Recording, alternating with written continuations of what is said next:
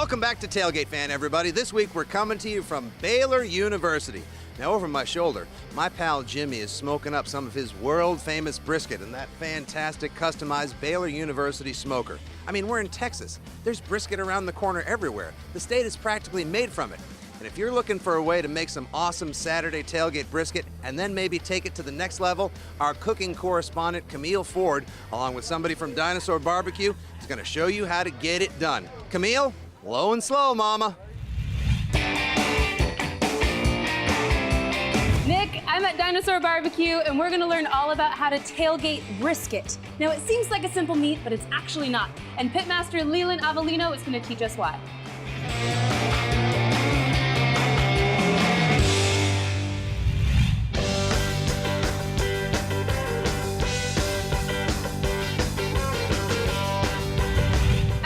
Avellino, he's the chef here at Dinosaur Barbecue, and you're going to teach us the do's, the don'ts, and the why nots of brisket for your tailgate awesomeness.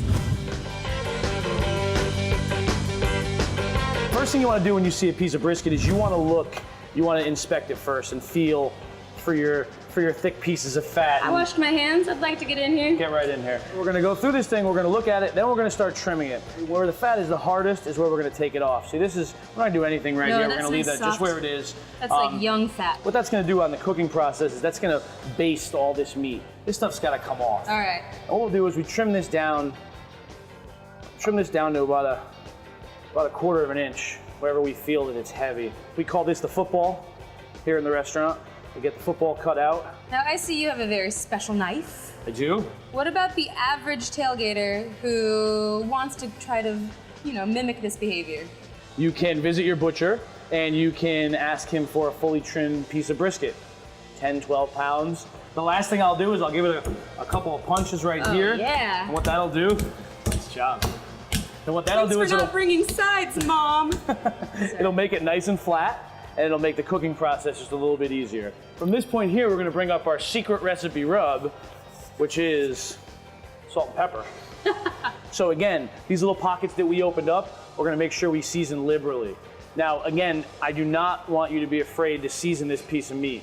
This is really coarse salt and pepper. Coarse and fresh ground pepper and coarse kosher salt. When you're working with brisket, do you want it to be very cold, room temperature? What's ideal? Definitely. You want to keep this piece of meat as cold as possible. You get a sharp knife and a cold piece of meat, very efficient cuts. So we'll go from here and we will take this guy right into the pit.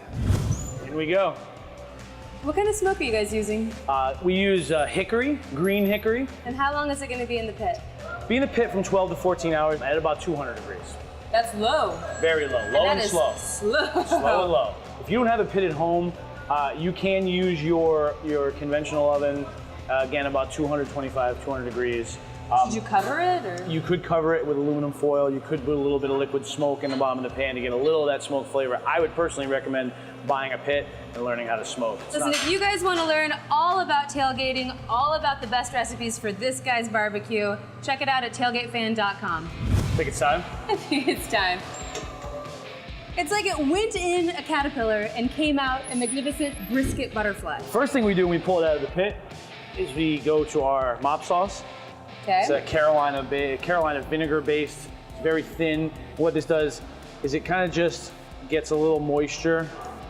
First thing we do here at Dinosaur is we take it right in half. Did you let this cool first or anything? We let it rest for about 5-10 minutes, brought the temperature back down a little bit. How do you know it's done? I'll take, first and foremost, I'll take appearance. Okay.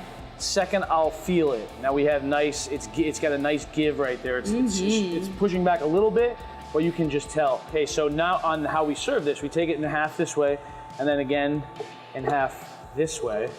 And from there, we take our slices. And that's what true barbecue enthusiasts go after. That's what we go for. That smoke ring, that beautiful flavor, that nice mahogany color. Salud. Catch me. That's the best. You better catch me. So that's it for a tailgate? That's all we have to do? It's not. We actually offer many different sandwiches here at Dinosaur Barbecue. One of our most popular is our BBS sandwich, which is brisket, bacon, and Swiss cheese. Let's go. That sounds awesome. We're making a BBS sandwich, guys. This is our sliced brisket. Look at that wonderful smoke ring. We're gonna hit this onto our grill. Our wonderful house-cured homemade bacon on top of it. Swiss cheese, and top it, let that steam away. Under this lid is the BBS, which is bacon, brisket, and Swiss cheese. You are not gonna wanna forget about this for your next tailgate. Woo! Almost ready. All right, nicely melted. Come off right onto our roll. And there's our BBS sandwich. Nick, the BBS is no BS. In fact, the sandwich is so easy to eat and make, you can do it anywhere. At your house, at a tailgate party, on a pile of wood. Eat your heart out. Thanks again.